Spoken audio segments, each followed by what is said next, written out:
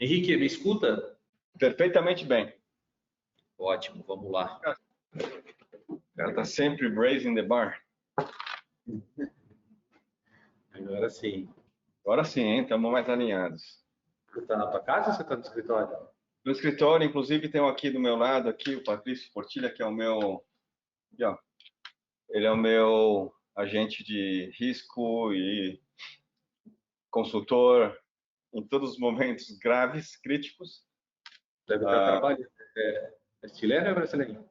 Chileno. Eres chileno, no hablas portugués, pero dice que va a hacer su mejor y cuando yo necesite de aporte, apoyo ahí, yo pido a él, que va a hablar un poco español, pero todo bien, ¿no? Pessoal, tudo bem? Prazer falar com todos vocês aqui.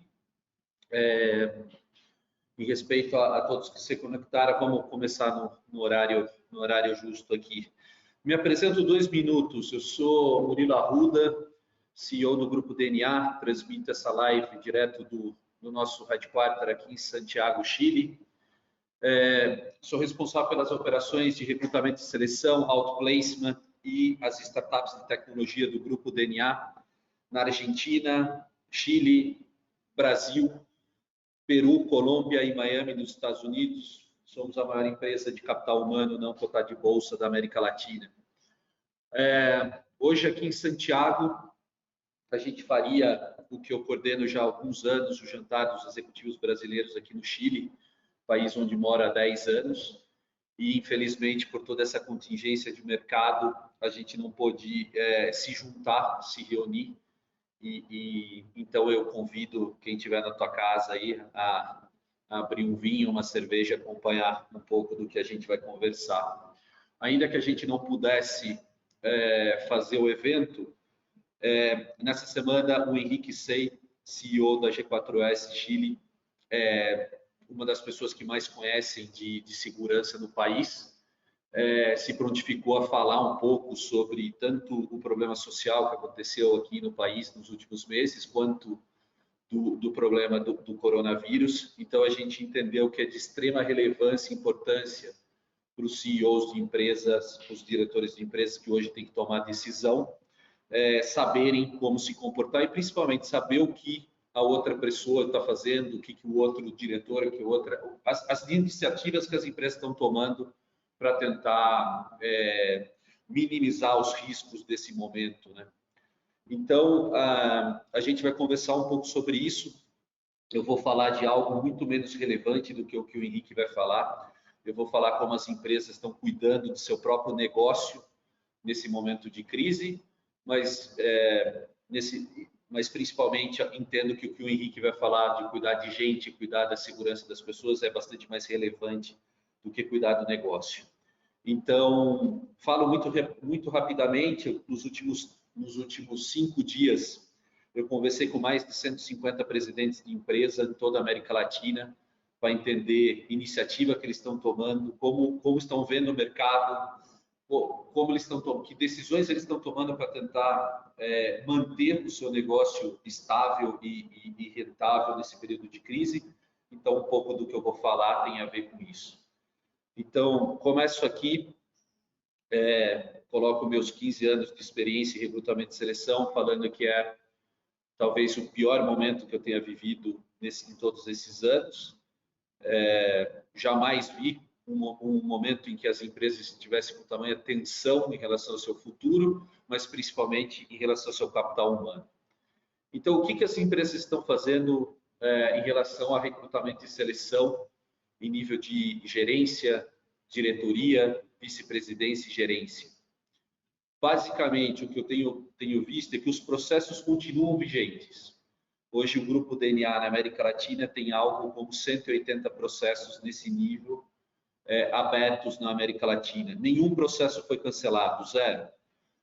Em compensação, todos os processos acabaram sendo postergados, mais pelo fato das entrevistas terem que mudar o seu perfil. É impossível que as pessoas se encontrem, é irresponsável que as pessoas se encontrem. Então, o que eles têm feito é ir para o digital. Então, tem tomado um pouco mais de tempo e as entrevistas têm sido feitas via Skype, via alguma ferramenta de videoconferência, o que também a gente tem bastante material explicando como se comportar nesse momento, como entender essa nova dinâmica.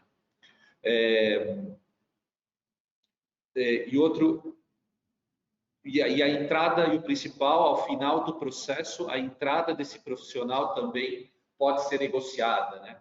Normalmente, um processo de recrutamento e seleção de C-Level você leva entre 3 e 7 semanas, né, para passar por todas as entrevistas, e mais entre 2 a 4 semanas para o profissional se desvincular da empresa onde ele está até ele entrar. Esse processo tem levado mais tempo, porque, infelizmente, hoje, talvez a entrada do profissional não faça sentido nesse momento, entrando em home office ou em teletrabalho. Então, o que as empresas têm feito é aproveitar o processo, concluir o processo, deixar uma mensagem de conforto ao profissional, mas a entrada do profissional talvez esteja vinculada a quando termine toda essa crise de saúde, e a gente espera que isso termine o mais rápido possível.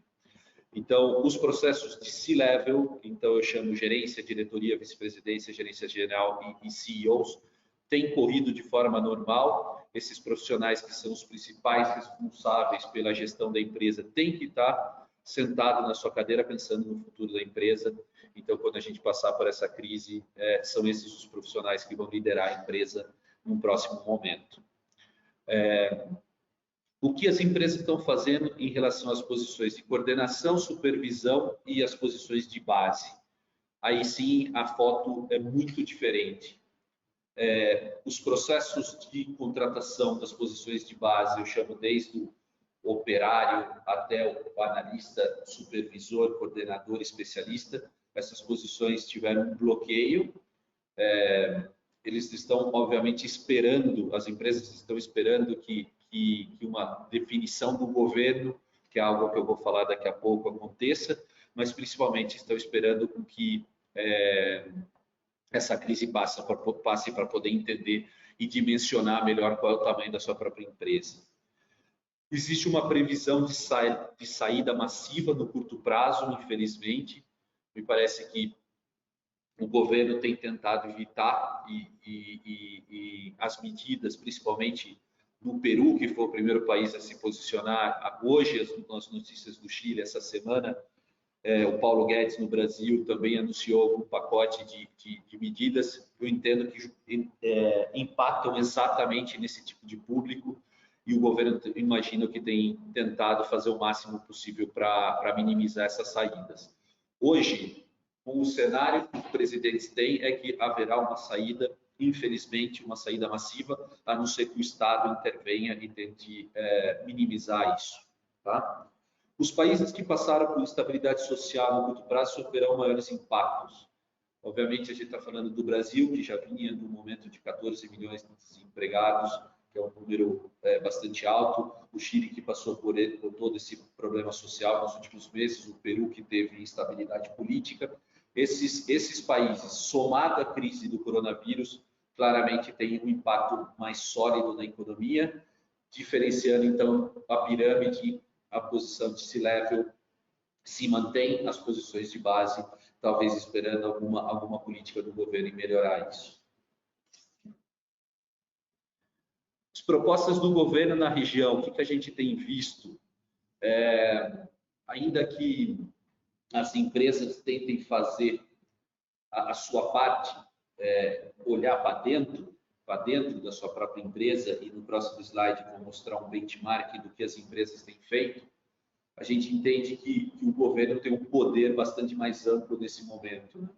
Então, o que a gente tem visto é que o governo tem tentado impactar de forma positiva na gestão da crise de saúde, desonerando os impostos de medicamentos, o que me parece genial, e para ajudar as empresas postergando o pagamento de imposto, permitindo a retirada do fundo de garantia e principalmente a redução do salário dos profissionais. Talvez uma saída importante seja, ao invés de demitir a pessoa, o que impactaria no fluxo de curto prazo para a empresa, o contrato de rescisão, e para o profissional ficar meses sem trabalhar, a possibilidade de que a empresa reduza o salário desse profissional, pelo menos nesse momento de crise. Foi o que foi aprovado aqui no Chile essa semana, e algumas empresas, grandes empresas, já estão tomando essa decisão. Eu não sei se corresponde ou não, mas a Latam, que é um dos principais empregadores do país aqui no Chile, tomou a decisão de oferecer 50% do salário aos seus profissionais, pelo menos foi o que eu li hoje, para tentar evitar uma saída massiva, o que seria impactante para o mercado local.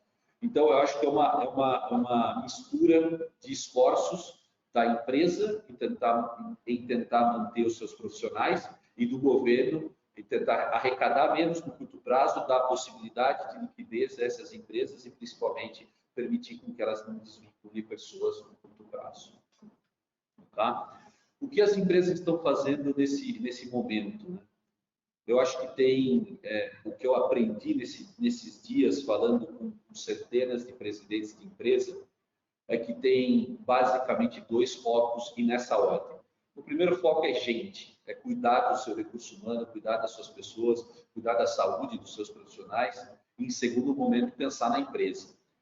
Uma coisa tem que necessariamente estar vinculada à outra, mas pensando nas pessoas, a primeira decisão é liberar todo mundo, independente do governo ter decidido obrigar o teletrabalho ou não. No Peru, por exemplo, foi o primeiro país a obrigar com que as pessoas estejam na sua casa, e aí as empresas foram obrigadas a seguir. Nos outros países ainda não existe essa lei, não existe essa obrigação, mas parece que o sentido comum, a obrigação, fez com que as empresas se sentissem em solidariedade a seus profissionais em sair ao teletrabalho.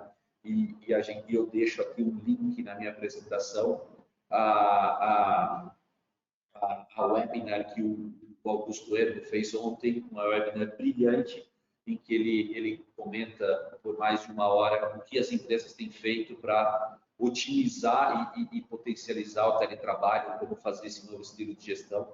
A gente na América Latina não está acostumado a esse tipo de trabalho, a gente é mais do contato visual e do escritório, e agora talvez por essa contingência a gente tem se obrigado a trabalhar dessa forma. Eu convido vocês a verem a apresentação do Augusto de ontem, que está aí no link. Outra coisa que as empresas estão fazendo é gestão de caixa. Infelizmente, o governo está tentando atuar em fazer com que as empresas paguem, executem suas dívidas, mas virou uma briga de curto prazo, cada um defendendo o seu fluxo de caixa. Então, isso significa talvez menos saída no curto prazo. Então, todo mundo obrigado a ver fluxo de caixa e acompanhar mais em detalhe. A gente, nas últimas semanas, teve uma estranha entrada de jobs, de C-level, de CFOs. É óbvio que, no momento de crise, o diretor financeiro, o gerente financeiro, é uma pessoa que faz muita diferença, que quem cuida do caixa da empresa, e hoje cuidar do caixa da empresa significa cuidar da própria empresa no médio e curto prazo. O ajuste dos salários de acordo com a política do país, quem pode fazer o ajuste talvez deva, o recursos humanos, o CFO, o CEO da empresa, deve sentar-se com o seu funcionário e propor algo de curto prazo. Talvez seja melhor receber menos no curto prazo do que não receber nada no curto prazo, assim, desvinculado, até porque talvez os termos de recolocação aumentem em pouco tempo. E o último é a revisão de bônus e desempenho, que claramente vai ficar impactada nesse curto prazo.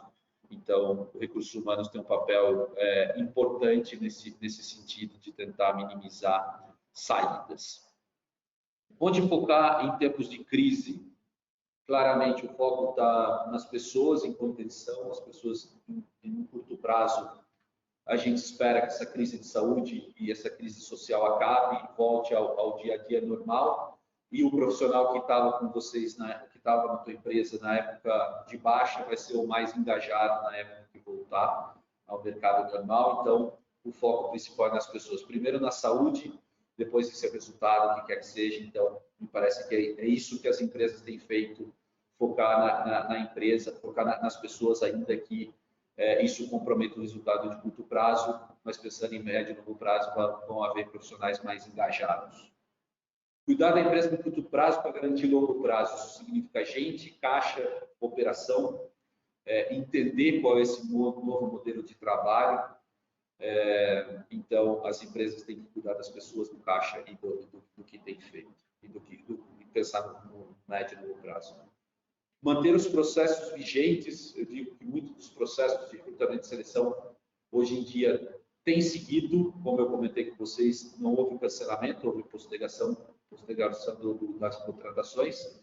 Então, ainda assim, é uma boa oportunidade, porque você vai contratar um profissional que vai estar engajado já em entrar na empresa e fazer o seu melhor desde o seu primeiro dia.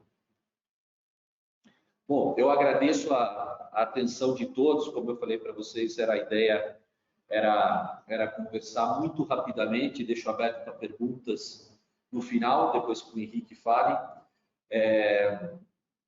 A gente, como política da empresa, somos talvez a empresa mais tecnológica que existe no ambiente de recursos humanos na América Latina, com as plataformas de Bonding, Gênesis e Show Me the Money.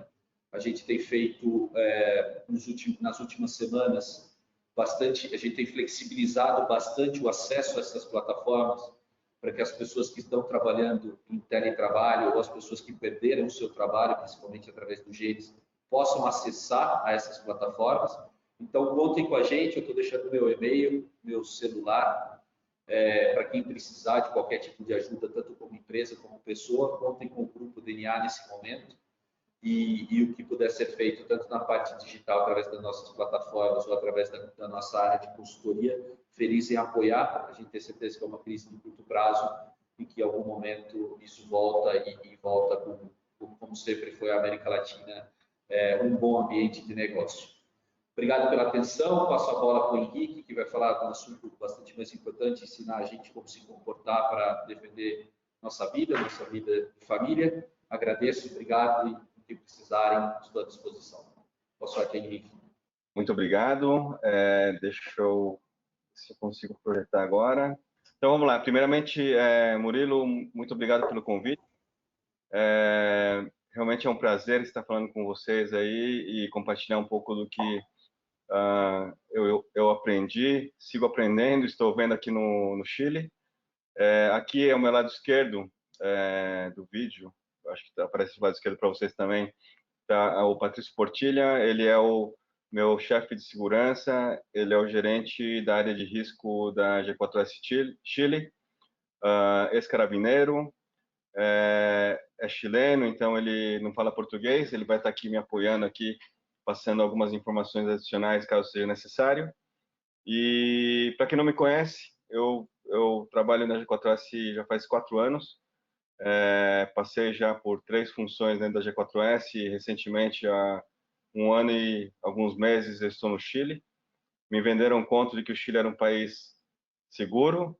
Me venderam um conto aí de que peguei até chuva no deserto ali, no Atacama. Então, mas tudo bem, estamos aí para isso. Eu tenho uma agenda bastante extensa, mas eu realmente vou passar rápido em algumas coisas. Obviamente, tenho que explicar o que é a G4S. Vou mostrar um pouco do que aconteceu em 2019, o que a gente tem de informação aí de inteligência, inside information sobre o que vai acontecer em 2020, esse ano. Meu papel também é passar conceitos chaves de segurança para vocês. E mais do que dizer o que vocês têm que fazer, eu acho que a intenção aqui era compartilhar um pouco do que nós, como companhia, estamos fazendo, não só para a gente, também para os clientes. E falar de Covid-19 é fundamental. E depois a gente faz uma breve conclusão aí com informações, com perguntas e respostas. A G4S é uma empresa de capital aberto. Ela ainda esse ano tem 570 mil funcionários, tem várias unidades de negócio, a gente está presente em mais de 100 países. Recentemente, a G4S anunciou a venda de várias unidades de negócio de transporte de valores aí para a Blinks, mas continuamos sendo uma empresa aí de 300 plus funcionários. A G4S Chile faz parte do Grupo Américas. Esse Grupo Américas aí, englobando Canadá, Estados Unidos, México, Caribe e América do Sul, somos uma empresa de 138 mil funcionários, presente em mais desses 20 países. Só na América Latina são 17, então presente quase todos ali, fora a Venezuela e alguns outros países menores. Importante que vocês saibam por que a gente se arrisca tanto a falar de segurança geral, porque a G4S, que está presente no Chile há mais de 37 anos, ela tem um conceito de segurança que é um conceito de segurança integrada. E a segurança integrada, ela passa não somente por ter segurança física, que todo mundo conhece com guardas, e também tecnologia que extrapola somente alarmes, câmeras de CCTV. A gente pode falar que tecnologia hoje em dia aí você tem botão de pânico, drones, eu vou falar um pouco do que a gente chama de geofence, que é uma cerca virtual eletrônica, e obviamente você fazer um trabalho consolidando e olhando as informações que a gente consegue coletar nos pontos de coleta ou de inteligência também e fazer disso uma informação relevante para o negócio. Para não dedicar tanto tempo assim a explicar esses detalhes, feliz de em algum momento individualmente explicar mais das capacidades que a gente tem. Mas no Chile a gente está presente em todas essas localidades aí de norte a sul. Temos clientes de todos os rubros que vocês podem imaginar. Então a gente durante esse estalido social de 2019 sofremos em todas as fontes aí, realmente de uma mineira lá no norte até uma salmoneira lá no sul, e obviamente com todos os clientes de Santiago, a situação que a gente passou. E por isso a gente tem uma certa capacidade aí e conhecimento do mercado de segurança no Chile. Todo mundo deve saber que a história do cacerolaço e todas as manifestações começaram com o lema não é por 30 pesos, mas por 30 anos. E o que mais me impressionou durante essas manifestações de 2019, de outubro, e eu saí na rua várias vezes para ver o que estava acontecendo, não só por ter saído para ver o que estava acontecendo, mas porque eu tinha que visitar clientes, visitar os meus empregados, os guardas, inclusive em horários de toque de queda, é que havia muita desunião ou falta de um interlocutor e falta de um tema que todos estivessem pedindo de uma forma mais uníssona. Se pediu muita coisa, de formas diferentes, se desvirtuou muito, mas eu coloquei essa foto aí porque, e obviamente fiz uma brincadeira, porque esse aqui é um brasileiro, na verdade, não é um chileno. Vocês conhecem a história dos panelaços. Hoje mesmo, desculpa, ontem à noite teve um panelaço aí também no Brasil, mas eu acho que a gente, como brasileiro, a gente sabe que uma população que não tinha como se manifestar, começa a se manifestar, sai de uma ditadura, o Chile é um país relativamente novo também, tem não somente de idade, 227 anos, se não me engano, e são 30 de democracia, então é um país que está aprendendo a lidar com esse tipo de situação. Não é um país também tão complicado como outros países como Colômbia, que o governo colombiano prefere lidar com as coisas de forma armada, não conhece, não sabe lidar com manifestações, mas acho que o Chile vem caminhando aí para do ponto de vista de manifestações, estado social, algo muito parecido com o que já passou no Brasil, de várias formas diferentes.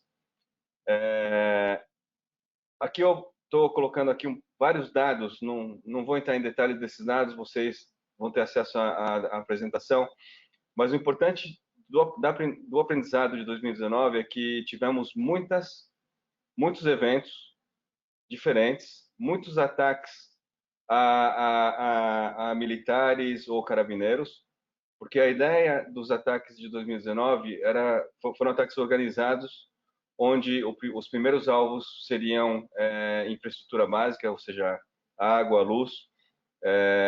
Só que aqui no Chile, apesar de grande parte desses serviços serem privatizados, o governo, através dos militares, criou a proteção imediata, essa infraestrutura básica.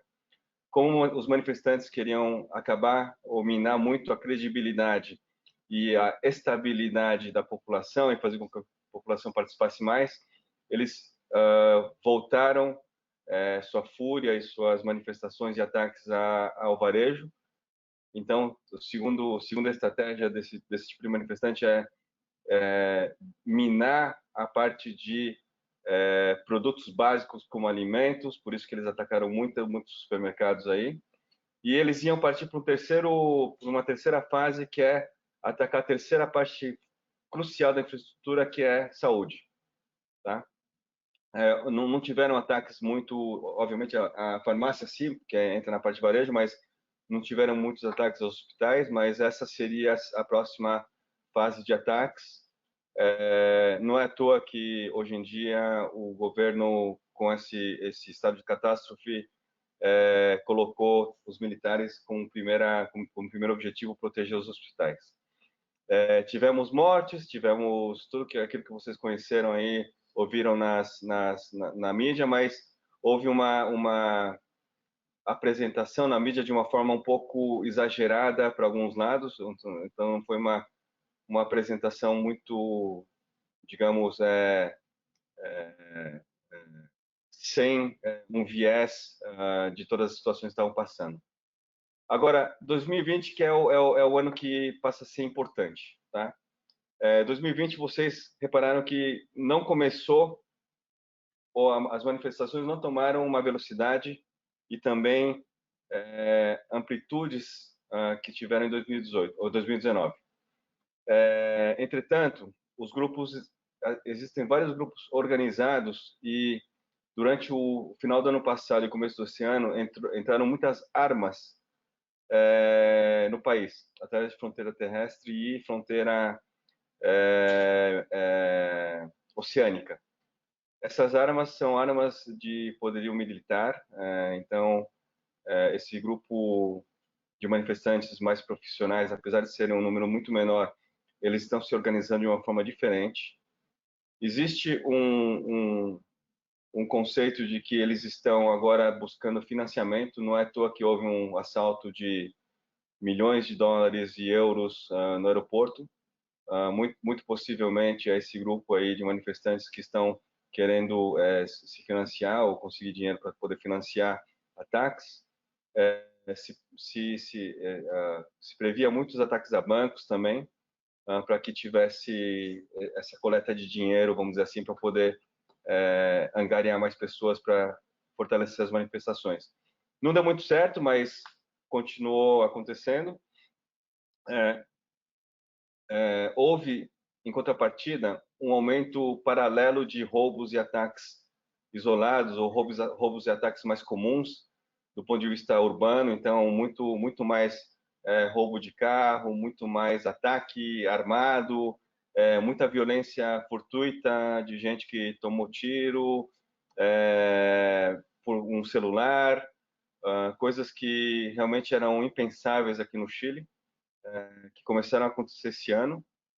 Muito também porque os manifestantes, acho que de alguma forma passaram muito tempo aí sem gerar uma renda que pudesse sustentá-los. E acho que o que mais me preocupa aqui é que, não sei se todos souberam, mas anteontem houve um roubo numa mineira de ouro.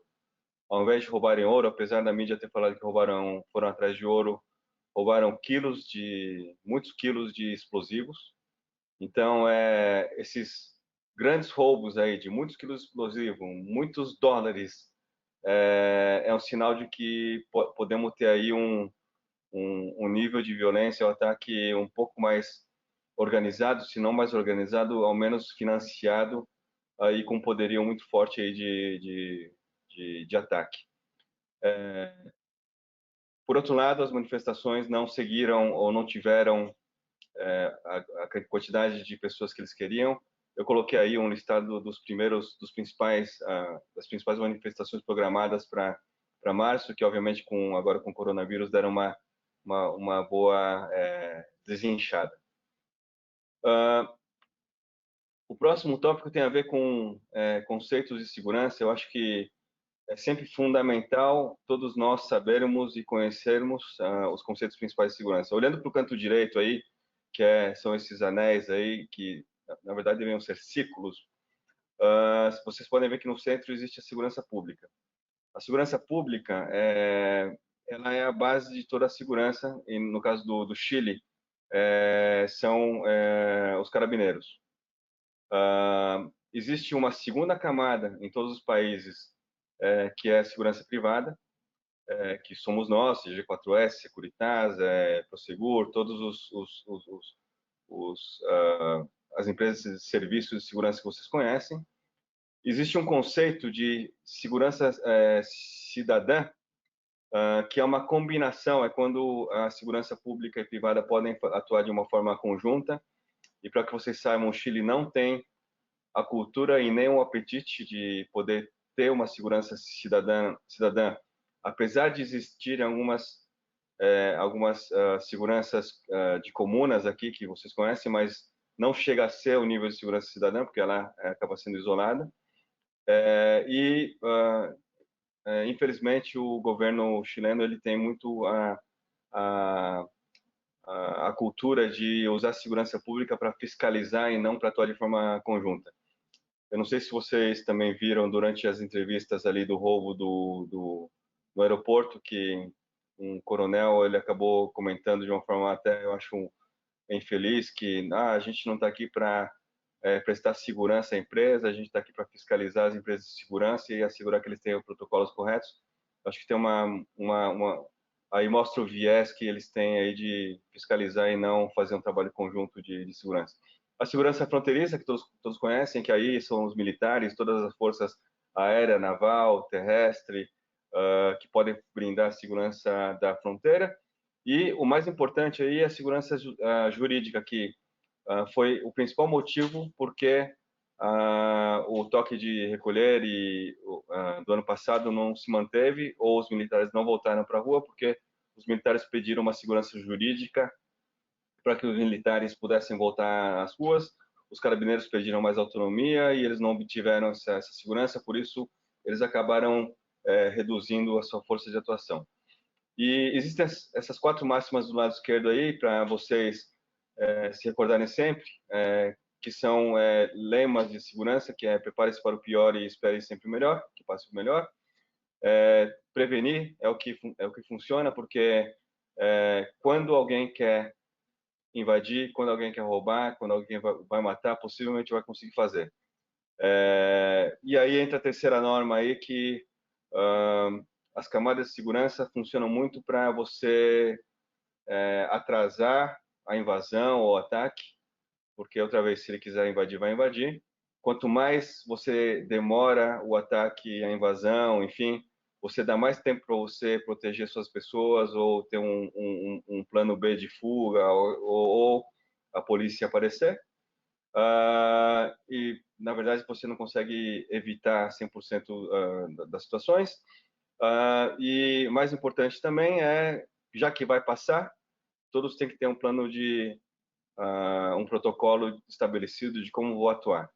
Então, acho que todas elas somadas aí acabam dando um bom conceito das bases de segurança. Tá?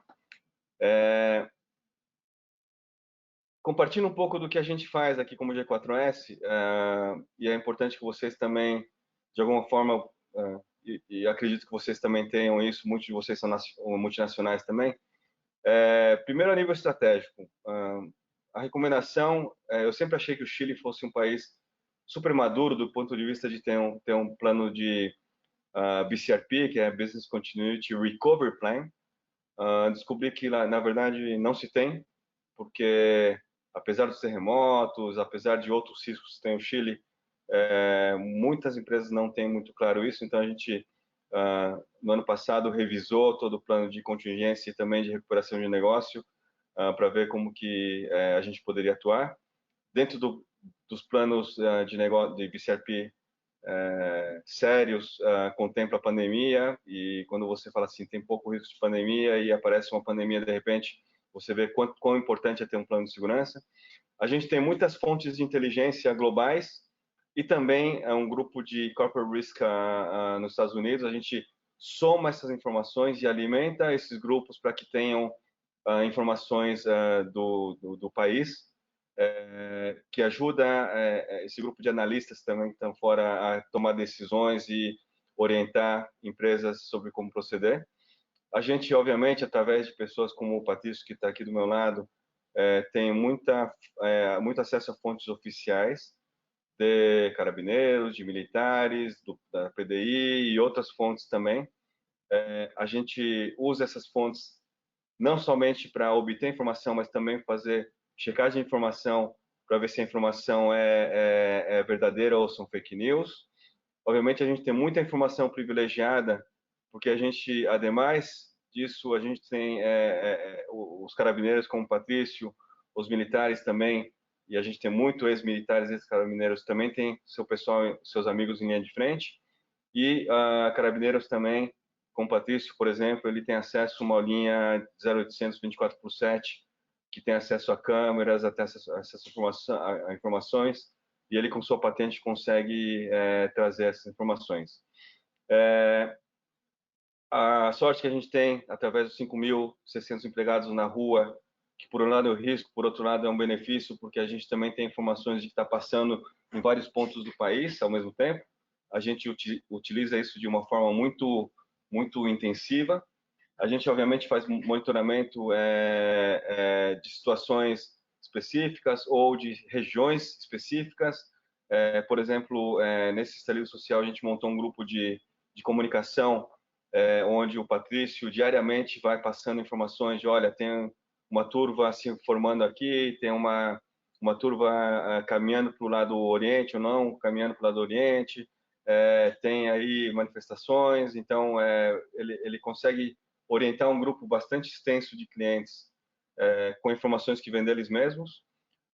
E a gente, do ponto de vista estratégico, a gente tem até pelo momento de crise, a gente montou uma que a gente chama de Chile Daily Raw Room, onde a gente coloca todo o nosso diretório com algumas pessoas chave, como, por exemplo, o nosso chefe de segurança, a gente coloca também o líder de Health and Safety, né, de segurança no trabalho, e, obviamente, todo o diretório da companhia, recursos humanos, finanças, operações, comercial, etc. Entrando agora num aspecto um pouco mais... Eu estou resumindo aqui, a gente tem, obviamente, muito mais iniciativas, a gente pode explorar alguma mais adiante no espaço final aí do webcast.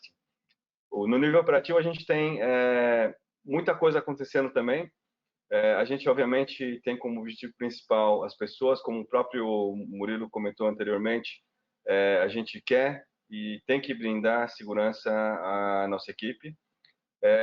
Durante essas crises, a maior dificuldade é fazer com que as pessoas cheguem ao seu local de trabalho ou possam ir de volta à sua casa. O que a gente acabou fazendo é fortalecendo do ponto de vista de treinamento. Mudamos poucos detalhes dos protocolos de segurança, porque tivemos que incluir, aí, obviamente, alguns tipos de ataques novos que não existiam no Chile. A gente tem brindado muito apoio médico e psicológico às pessoas. É interessante que, quando você senta para conversar com as pessoas, individualmente, cada um tem um nível de sensibilidade diferente para uma situação de emergência. Eu ainda estou falando somente aqui do estalido social, não estou nem falando do Covid-19, mas e cada um tem uma dor diferente, né? Então, uma mãe que não consegue chegar em casa para buscar o filho, ou o filho não tem escola para ir estudar e não tem onde com quem deixar, e as preocupações são as mais diversas possível. A gente acabou, não somente para os colaboradores que estão nos postos de trabalho, mas também para os funcionários da nossa equipe, uma central 24/7 que está diretamente interligada com o meu chefe de segurança que está aqui atrás. A gente tem também um protocolo onde qualquer evento que acontece em qualquer cliente, a gente, ademais deles terem que chamar o supervisor, chamar o Patrício, em 2 horas eles têm que reportar através de um formulário aí que tem algumas informações mais relevantes. Esse relatório resumido ele vai diretamente a todo o diretório, e a gente, dependendo do nível, do grau, a gente entra em ação ou aciona outros protocolos aí com um nível já executivo envolvido. Obviamente, nesses momentos de crise, a gente recomenda aumentar muito o monitoramento e as patrulhas na rua, porque é uma forma de você, obviamente, não só verificar o que está acontecendo em várias localidades diferentes, mas durante o deslocamento você consegue ter uma sensibilidade do que está passando nas ruas. E tem sido de uma forma muito tranquila aí, por sorte, nesse mês de março, do ponto de vista de manifestações. E, obviamente, a gente tem grupos de WhatsApp em geral, vários grupos aí entre a Zona Norte e Sul de Santiago, ou somente a Zona Norte do país, e tudo isso acaba ajudando a agregar bastante informação. Estou correndo aqui para poder fazer um bate-papo mais interessante no final. Aqui, obviamente, eu pus um monte de dicas de segurança. Eu não vou ler tudo isso, vocês vão ter esse arquivo aqui. Eu pus de vermelho 4 deles que acho que são interessantes por alguma razão. O primeiro vermelho ali diz que é importante carregar a bateria do celular, e realmente muita gente esquece disso. Deixar carregada a bateria do celular pode dar aí um tempo importante de conectividade quando você tem algum tipo de problema na rua. Também é comum a gente esquecer de carregar os telefones de emergência. Hoje em dia, todo mundo muito acostumado a ter um celular ou seus contatos no celular. Esses dias eu vi uma pessoa carregando um daqueles braceletes que tem todos os dados pessoais dele de contato de emergência. E do outro lado tem os contatos que tem que ligar. Então, assim, é interessante porque ele falou que teve essa ideia porque ele anda de bicicleta e o amigo dele estava andando de bicicleta, teve um ataque cardíaco e só estava com a roupa do corpo e demoraram 2 dias para descobrir quem ele era. Mas aqui acho que tem um outro patamar aí, que é roubar o seu celular e te dar um tiro. O que você vai fazer? Você não tem como ligar e não tem um contato de emergência. O de baixo ali, a gente também esquece desses detalhes, mas num momento de contingência, se você não tiver o seu tanque de gasolina cheio, das empresas também, você não vai conseguir atuar de uma forma muito rápida, ou você simplesmente não vai conseguir se locomover. A gente recomenda que nesses momentos aí complicados tem muita gente que costuma trabalhar com metade do tanque, até metade do tanque, recomendamos que trabalhe com o tanque cheio. A gente vê muita gente desesperada criando estoques de gasolina, que a gente não recomenda, mas enfim. E por último, que é sempre importante, sem criar pânico, obviamente, mas tenha um estoque de alimentos não perecíveis. É sempre importante ter esse tipo de materiais básicos. O governo promete que não vai ter desabastecimento, e a gente também não quer fomentar isso, mas existe um outro lado também que a gente, como líder de companhia, não pode esquecer que eu trabalho, por exemplo, com 5.600 pessoas, 5.200 guardas, e possivelmente eles não têm nem condições de poder comprar alimentos antecipadamente. Então, eventualmente, pensar não só do ponto de vista logístico, mas também do ponto de vista de apoio financeiro seria muito importante para a equipe de vocês. Falando agora do tal do coronavírus, quando eu preparei a apresentação, eu estava preparando a apresentação, falei com o Murilo, a gente estava na fase 2, da fase 1 indo para a fase 2. De repente passou para a fase 3, de repente passou para a fase 4, assim, numa velocidade muito grande, e agora a gente está no estado de catástrofe. O que a gente tem visto aí, eu não sou um profissional da área de saúde, então eu não vou me ater a dar recomendações do ponto de vista de saúde. O que eu posso falar é o que está acontecendo por aí, e o que eu tenho lido e conversado com algumas autoridades sobre isso, que existem 2 pandemias, na verdade, que além do vírus existe uma histeria generalizada. O governo de alguma forma tenta conter isso daí, não passando um desespero com mensagens muito claras, muito pausadas, muito estruturadas de alguma forma. O máximo que eu posso fazer aqui é pedir que vocês sigam, recomendar que vocês sigam os protocolos da Organização Mundial de Saúde, também os protocolos da autoridade sanitária local. E agora também vamos ter que seguir um pouco mais também, acho que os protocolos do grupo que vai estar responsável por gerenciar o estado de catástrofe. existem protocolos corporativos e eu recomendo que se siga os protocolos corporativos, obviamente, se eles forem adicionais e complementares aos protocolos anteriores. Nunca, se eles forem menores, seguir somente os corporativos. Eu vejo que muitas empresas já tomaram decisões de fazer home office, essas coisas. Acho que são decisões mais corporativas que recomendações de órgãos competentes.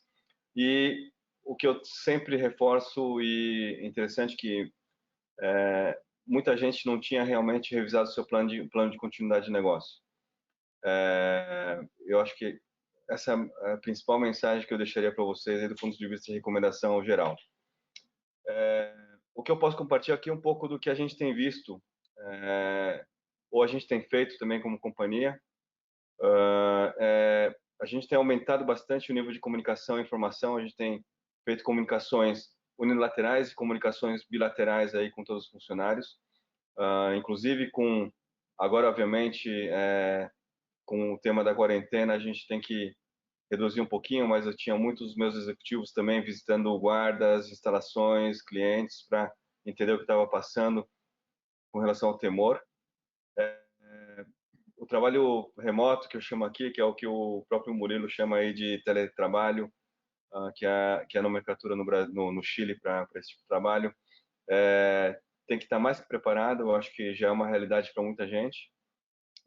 Vacina contra a influenza, a gente, adicionalmente ao programa de vacinação do governo, a gente está, de alguma forma, compartilhando custos e fazendo programações de vacina, ou fazendo vacinas programadas na nossa equipe. E aí tem uma parte interessante, que é a parte de clientes, não somente a G4S, mas também a parte de clientes. Se fala muito hoje em dia de uso de tecnologia para como lidar com o Covid. E tecnologia, eu vou citar vários exemplos aqui.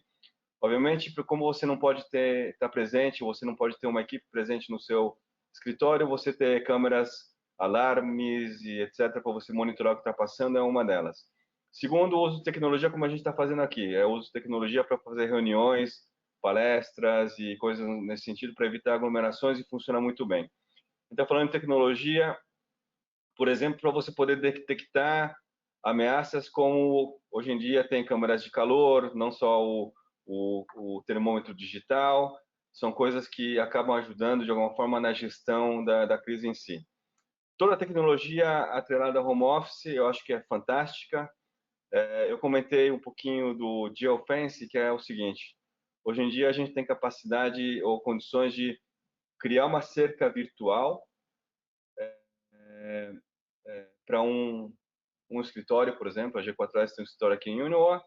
Eu posso criar uma cerca virtual de 4 blocos ou 4 quilômetros, eventualmente, no entorno, e botar um monitoramento virtual, não somente através de câmeras, satélite, e também de informações de mídias sociais ou mídias oficiais ou mídias de notícia.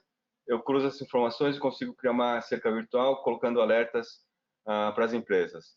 Eu consigo criar cercas virtuais também de monitoramento e proteção de executivos, que pode ser uma cerca virtual móvel, que pode brindar uma proteção a alguém que tenha uma movimentação. Quando eu falo tecnologia, eu cada vez mais no Chile, era uma coisa que quando eu cheguei no Chile não se falava em carro blindado. Hoje em dia, a cada 3 requisições que a gente tem em transporte executivo, 3 pedem carro blindado. Até o momento, não todos contratam, porque o custo é extremamente alto no Chile, mas tecnologia nesse sentido também. Então, assim, a tecnologia e o uso da tecnologia, ela é inevitável que a gente parta para a adoção de tecnologias de forma diferente.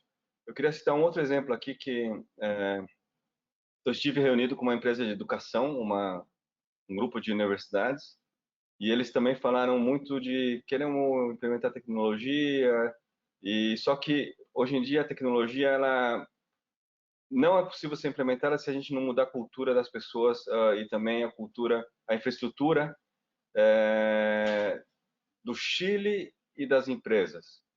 O que eu quero dizer com isso? Hoje em dia não existe uma infraestrutura onde você tem eclusas. É muito raro você ver eclusas que funcionem realmente como eclusa.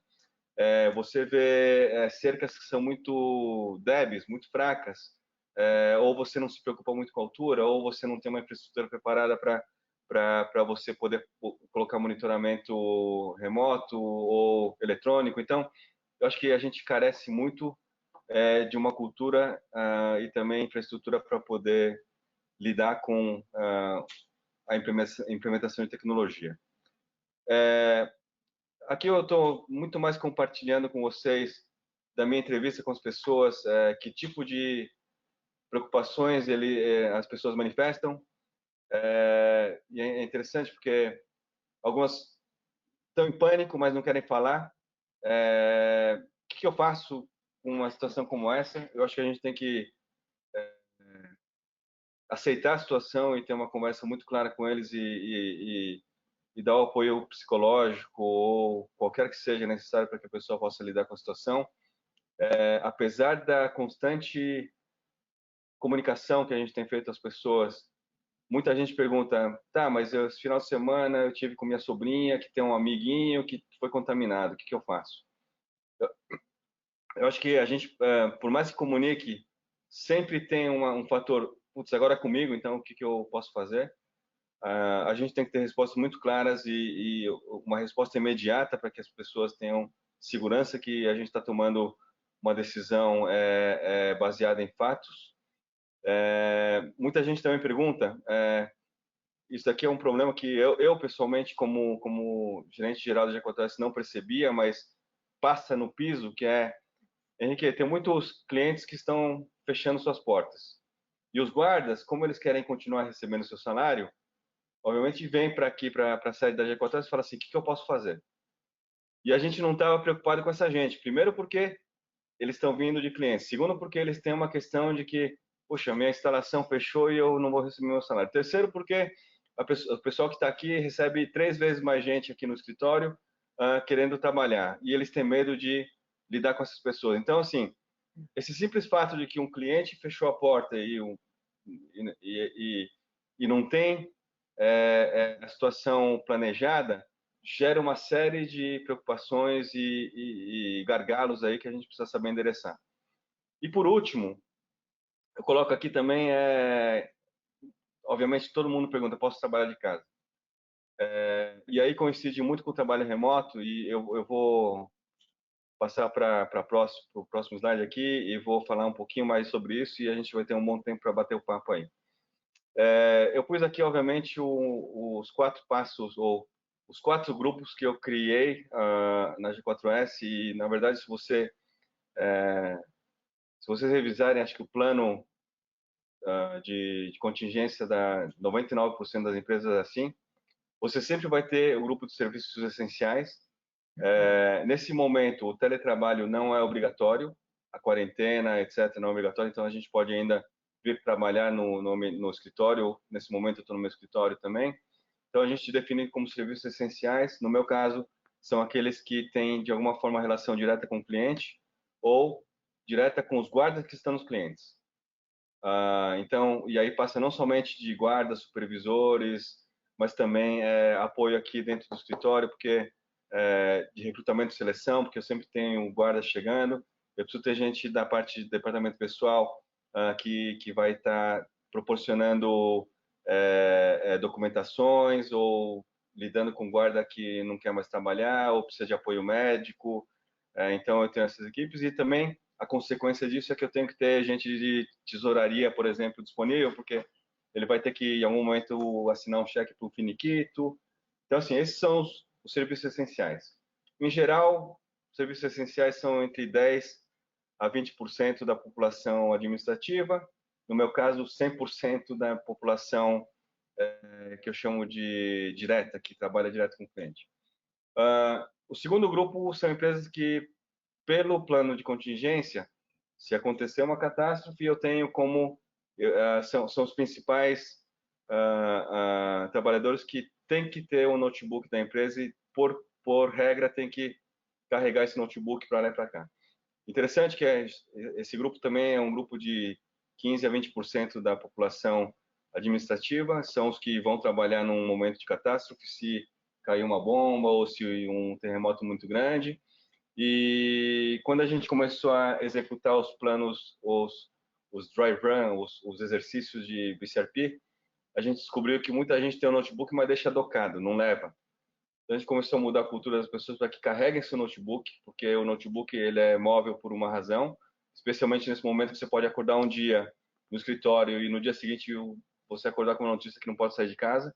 Então assim, carreguem notebooks. E para eles, obviamente, ainda assim foi necessário prover um treinamento adicional. Existem os trabalhadores remotos que não têm notebook da empresa, mas que têm uma certa infraestrutura também na sua casa. A gente montou protocolos de acesso às aplicações de nuvem e também alguns protocolos para que se trabalhe com a tecnologia de remote desktop, para que você deixe o computador ligado e você possa acessar as aplicações que não estão na nuvem através de sua casa. E também aí entra o quarto grupo, que são os que não têm notebook, não têm computador, que é um grupo extremamente pequeno, mas existe. Esse grupo a gente tem feito de uma forma diferente, a gente tem adotado, obviamente, ações onde a pessoa pode tirar umas férias, ou podemos instalar um computador na sua casa, mas aí você vai instalar o computador, não tem Wi-Fi, tem que instalar com 3G, e aí a gente começa a lidar com alguns percalços que a gente tem que endereçar, mas um simples fato de você falar assim, eu vou trabalhar remoto, obviamente tem uma série de implicações que a gente precisa trabalhar. Do ponto de vista operativo, operacional, é interessante que a gente, quando você fala assim, legal, o grupo de serviços essenciais vai ter que trabalhar e virar o escritório independente de qualquer coisa. A gente não estava se dando conta que muita gente fala assim, eu vou trabalhar, eu quero trabalhar, só que eu não vejo problema no escritório que tem todos os protocolos de limpeza, tem máscara, tem álcool gel, tem sabão, mas para chegar aí eu preciso pegar um transporte público, né? O que eu posso fazer? Ou uma pessoa que está falando assim, legal, eu quero trabalhar, mas a hora que eu chego aí, eu no escritório, eu tenho que na hora do almoço almoçar fora. Então assim, eu não tenho condições de comprar alimentos e preparar comida e trazer. E no nosso caso a gente atuou com antecipo de salário e também a gente trabalha com o MPES. Nosso MPES aqui por regra da corporação a gente tem um MPES que tem a liberação diária, mas para você poder fazer uma compra no supermercado você tem que ter ele liberado. A gente montou uma equipe e estrutura de suporte de TI também, porque obviamente as pessoas começam a ter dificuldades de acesso. Importante também, inclusive coincide acho que o Sérgio Murilo colocou aí num dos chats também que e se eu sofrer um acidente em casa, eu não estou acostumado a trabalhar na minha casa, vai ser acidente de trabalho, não vai ser acidente de trabalho, como eu lido com a situação? A gente também colocou aí camadas de contato direto com a equipe de segurança e risco. E outro ponto que é extremamente importante, regras de trabalho remoto. Muitos de vocês aí, pelo nível executivo que vocês são, vocês já estão acostumados a trabalhar remoto, vocês sabem que é uma questão cultural você trabalhar de forma remota. Você precisa estar realmente preparado, sua família precisa estar preparada. Tem as regras muito básicas aí, se vocês quiserem em algum momento compartilho com vocês, desde reserve um local, se possível uma sala, trabalhe em porta fechada, acorde no horário que você está acostumado a acordar e, se possível, vista a roupa que você ia vestir para trabalhar fora, para você manter o hábito, avise sua família, coloca a placa ali dizendo assim, não perturbe. Você está em casa, você possivelmente vai querer ligar sua TV, vai querer ligar o rádio, evite distrações. Como eu vou lidar com um vizinho que chega, com uma visita que chega, e é o cachorro, é o filho, e eu vou querer passear o cachorro, o que eu vou fazer? Eu tenho mais hora de almoço, eu vou cozinhar, não vou cozinhar. Então, são muitas distrações que realmente existe uma população muito grande que não está acostumada e não tem ideia como lidar. E por outro lado também existem as regras também para os gerentes, né? Como o gerente vai gerenciar as pessoas que estão trabalhando remoto? Será que eu ligo diariamente? Vou colocar tarefas, me cumpre, me entrega, tá tudo bem? Mas tem tarefas também que você faz que são impossíveis de fazer remoto, então mesmo alguém que se dispõe a fazer as coisas remotas talvez não tenha todas as suas atividades disponíveis para serem feitas. Então é importante vocês regrarem muito bem, definirem quais são os parâmetros aceitáveis por sua empresa e vocês, obviamente, fazerem com que as pessoas tenham condições de trabalhar. Uma preocupação interessante que todo mundo tinha, e isso fez com que eu ativasse o meu plano de contingência e colocasse aí a maior parte das pessoas a trabalhar em trabalho remoto, foi a preocupação de que as pessoas diziam: ok, Henrique, está perfeito, eu confio no que a gente está fazendo, mas eu saindo de casa, eu corro o risco de me contaminar. Eu não sou parte de grupo de risco, eu não estou preocupado com isso. Só que quando eu chego na minha casa, eu tenho a minha sogra, minha mãe e meus filhos que estão no grupo de risco.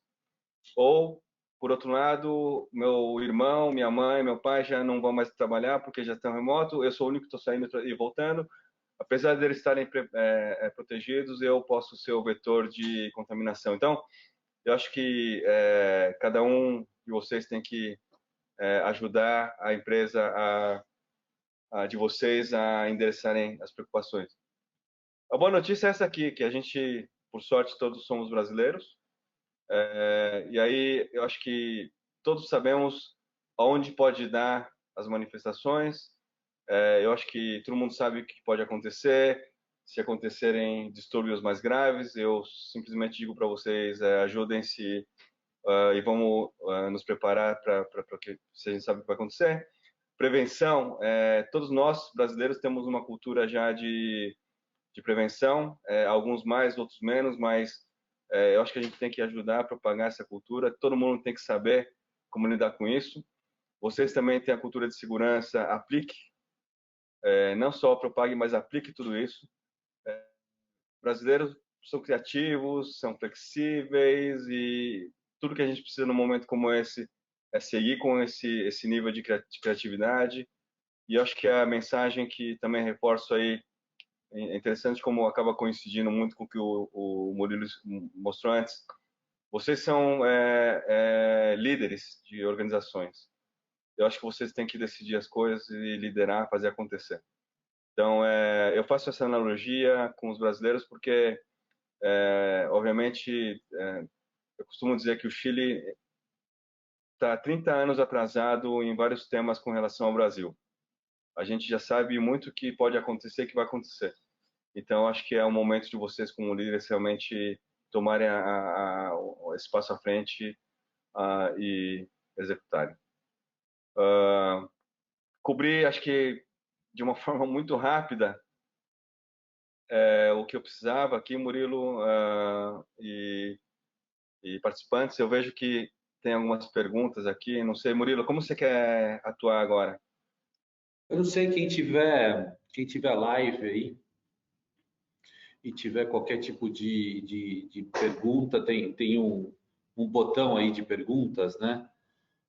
Para escrever, não é possível falar. Quem tiver qualquer questionamento, tanto da parte de negócio sobre como as empresas estão lidando nesse momento e, e, ou da parte de segurança, o que vocês tiverem de dúvida, fiquem à vontade.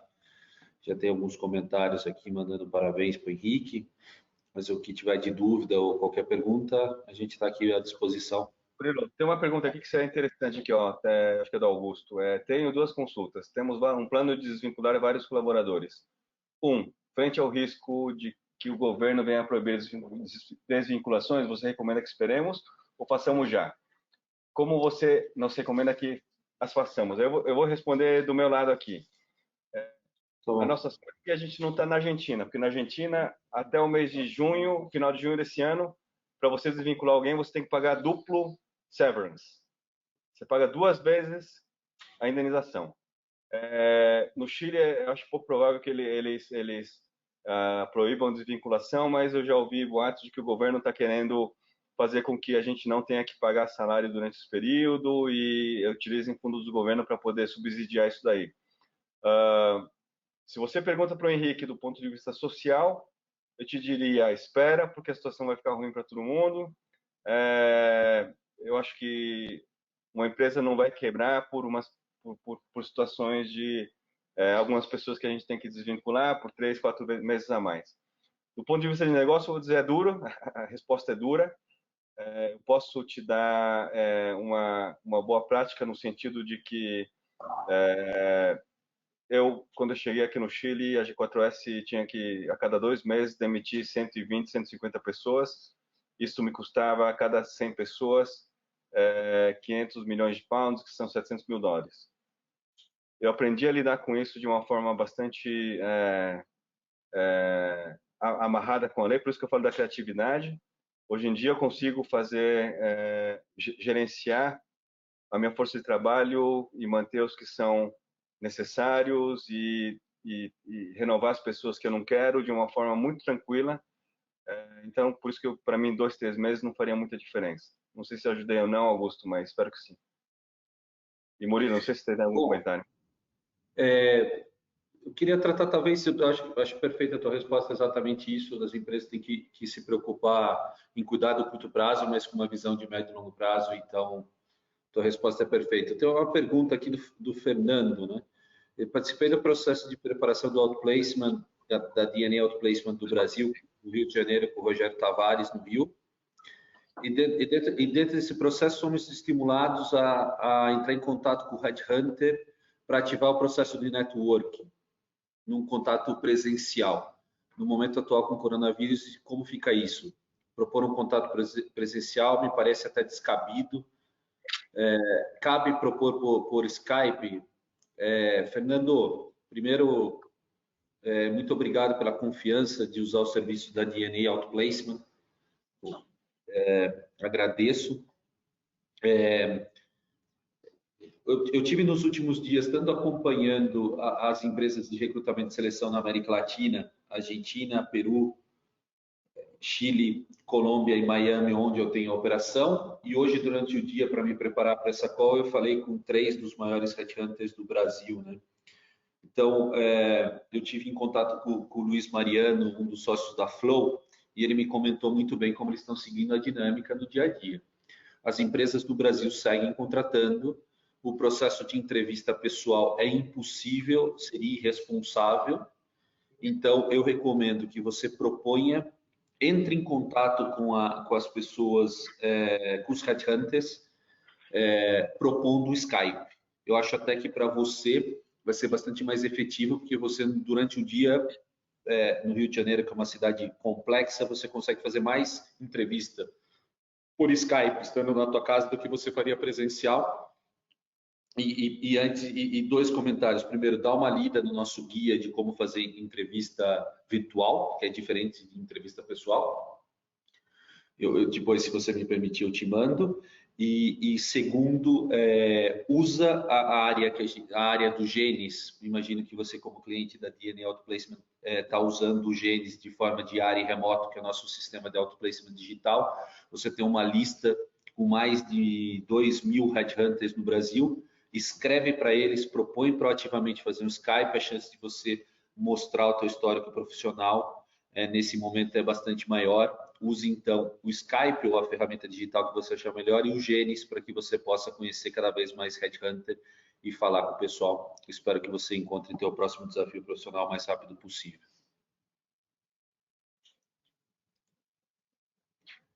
Acho que teve alguma outra aqui.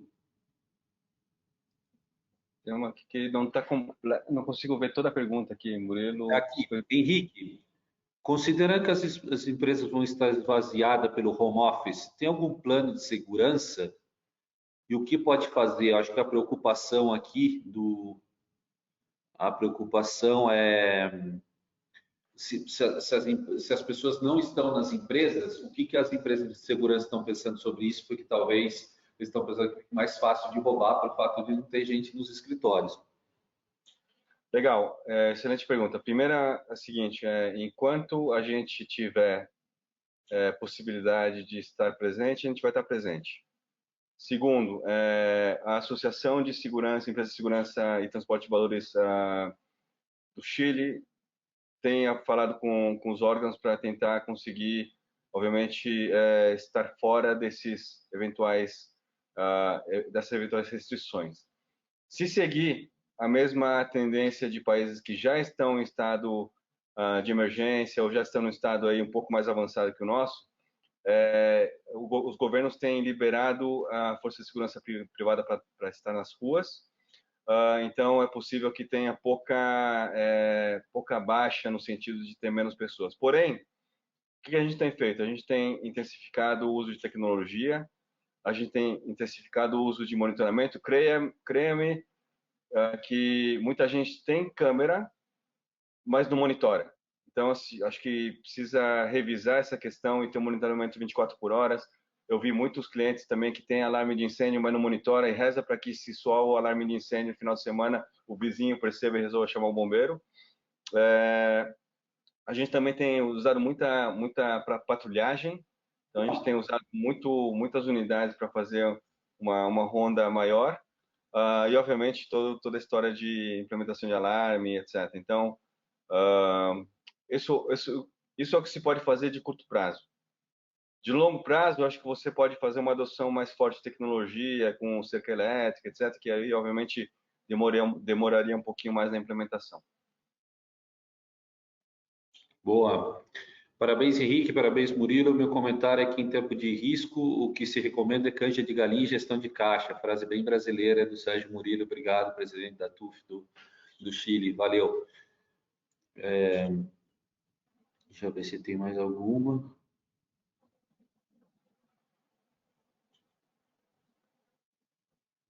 Estou olhando aqui também.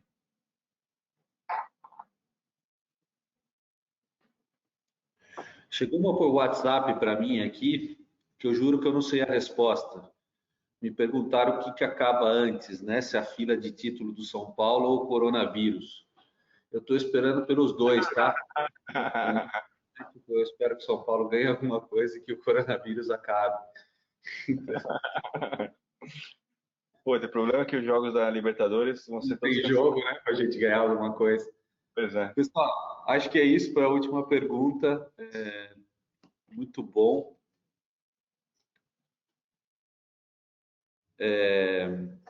Perfeito aí do comentário de todo mundo. A gente vai disponibilizar as apresentações e isso daí vai para o nosso canal, o canal da DNA também, live. Então, termino aqui. Obrigado, Henrique, pela atenção. Obrigado a todo mundo que participou. E qualquer dúvida, vocês têm nosso contato para a gente tentar ajudar vocês da forma que forem necessário. Tá bom? Excelente. Muito obrigado, Murilo. Obrigado, pessoal. Boa noite a vocês.